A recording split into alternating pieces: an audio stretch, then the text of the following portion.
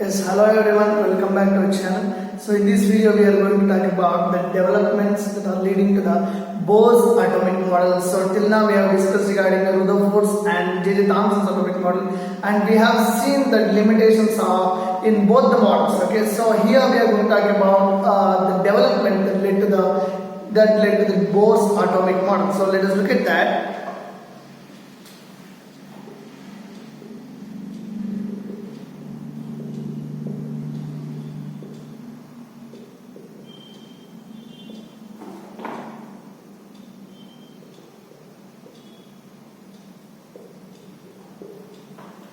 So the main thing was the dual nature of electromagnetic radiation was the first development that led to the concept or the idea of Bohr's atomic model. It is the dual nature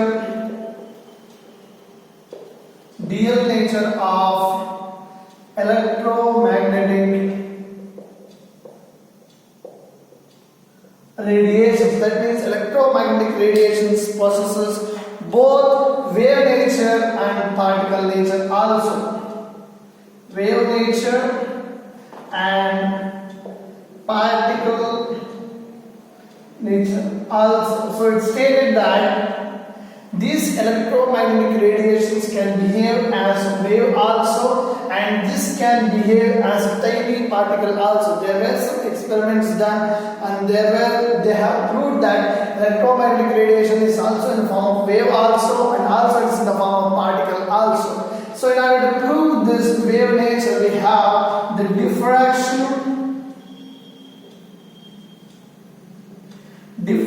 of electromagnetic radiation takes place. So that is one property of the wave nature, and we have the interference of the electromagnetic radiation takes place. That is also a property of to suggest that electromagnetic radiations have wave nature. And in order to prove this particle nature, we have the black body radiations. We will discuss about this. We have this black body radiations to discuss, and we have photoelectric effect. These two, black body radiations and photoelectric effect, these two suggest that electromagnetic radiations are particle in nature. So finally scientists came to conclusion that electromagnetic radiation is not only wave nature but also particle nature. So it is having the dual nature. That is, the dual nature of electromagnetic radiations was one of the main developments leading to the idea of Bohr's model. So let us discuss that.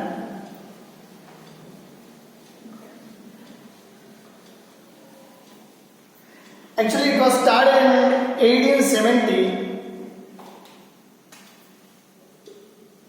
In 1870 by James Maxwell,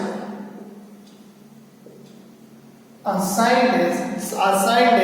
He suggested that when an electrically charged particle is on acceleration, it produces both electric field and the magnetic field perpendicularly. Okay, so these are produced, we call it as electromagnetic waves or electromagnetic radiations. Okay, so he suggested that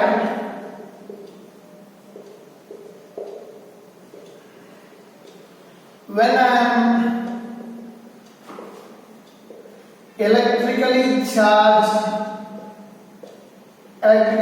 body or electrically charged particle comes under acceleration, it produces both electric field and magnetic field. Electric field and magnetic field, which are mutually perpendicular to each other, which are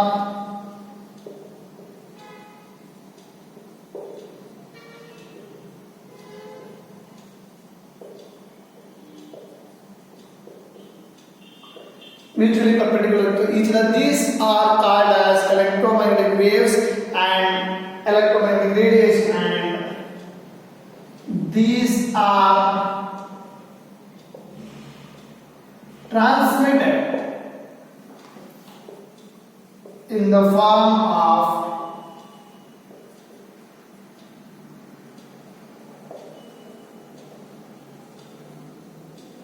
electromagnetic waves or electromagnetic radiations.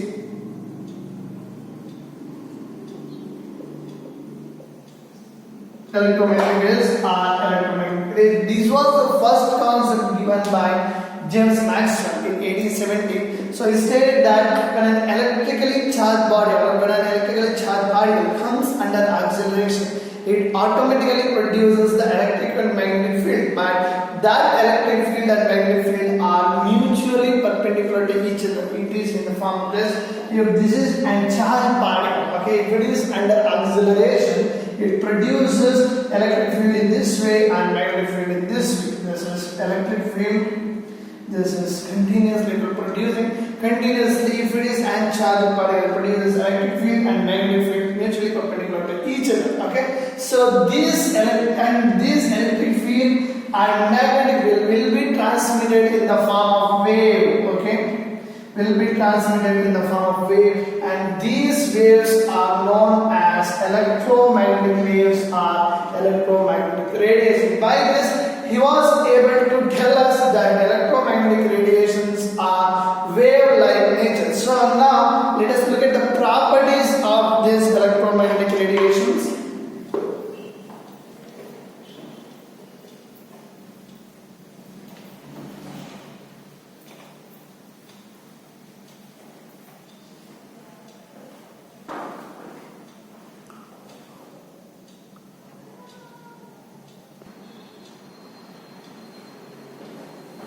Yes, students, these are the properties of the electromagnetic radiation. So till now we have got the information regarding electromagnetic radiations, how they are produced. Okay, when a charged particle is on moving, that means is on acceleration, it produces electric field and magnetic field perpendicularly. Okay, those electric field and magnetic field will be transmitted in the form of wave. Those waves regarded as electromagnetic waves or electromagnetic radiations. Okay. So now let us look at the properties of electromagnetic radiation. I have said you that the oscillating electric field and magnetic field produced by the oscillating charged particle are perpendicular to each other. So it is very clear that in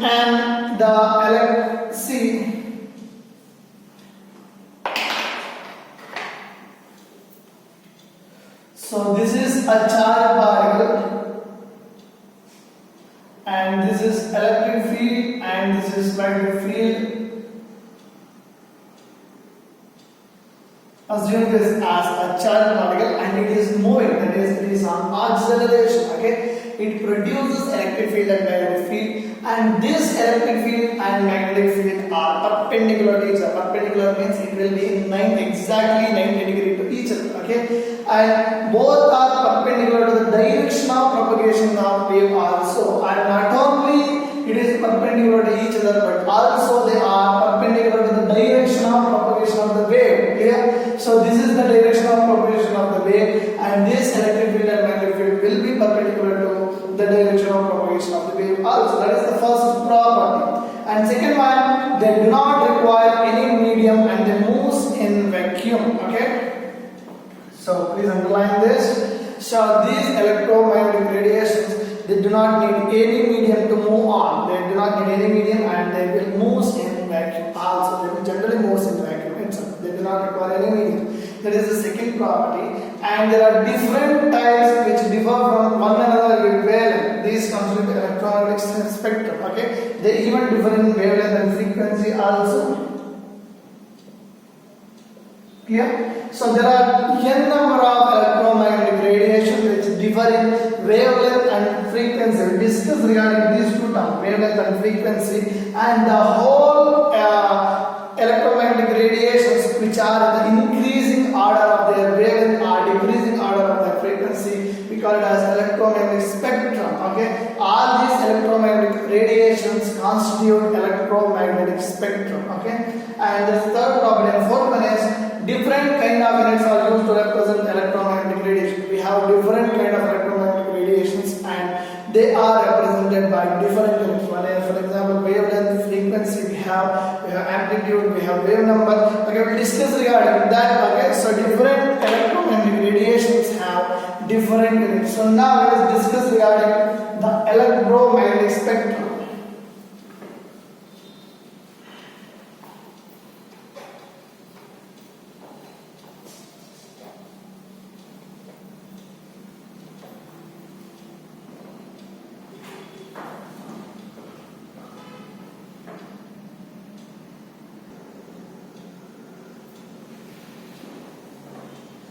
Yes students, this is regarding electromagnetic spectrum. I said that electromagnetic spectrum is the arrangement of various electromagnetic radiations in the increasing order of their wavelength and also the decreasing order of their frequency. Both are same. And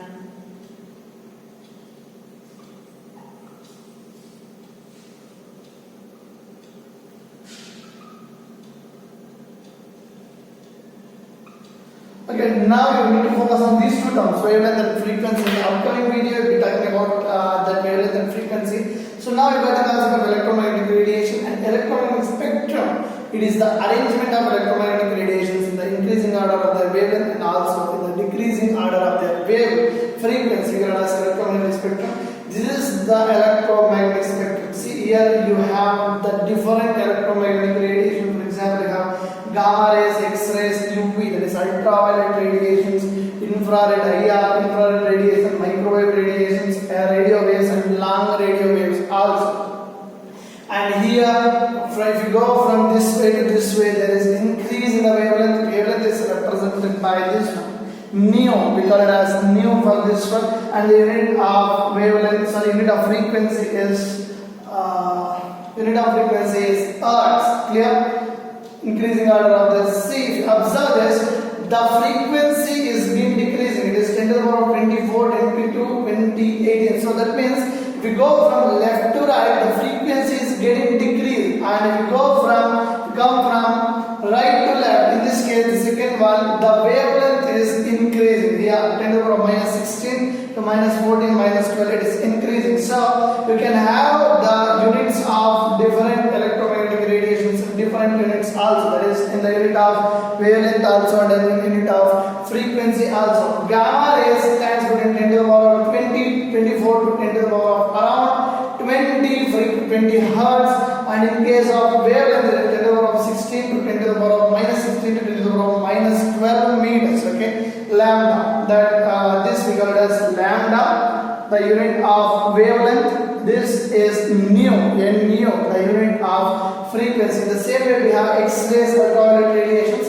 and this is very important. Okay, the electromagnetic radiation which lies between ultraviolet radiations and the infrared radiations is our visible rays. Okay, we can view only this much of electromagnetic radiation through our naked eye. If we just focus, if you observe this is only a very small portion of the electromagnetic radiation that is visible. Okay, if you observe this, if we just maximize this, if we zoom in, so we have this Vibgaya. We have this Vibgaya starts from violet and ends with red. So we have violet, indigo, blue, green, yellow, orange, and red. This we have studied in our 10th classes also. So it is given in, the wavelength is given in nanometers. Okay, 400 to around 800 nanometers will get the visible radiation, that is from violet to red. This is regarding the electromagnetic radiation in the upcoming classes. Let us look at the different units in which the electromagnetic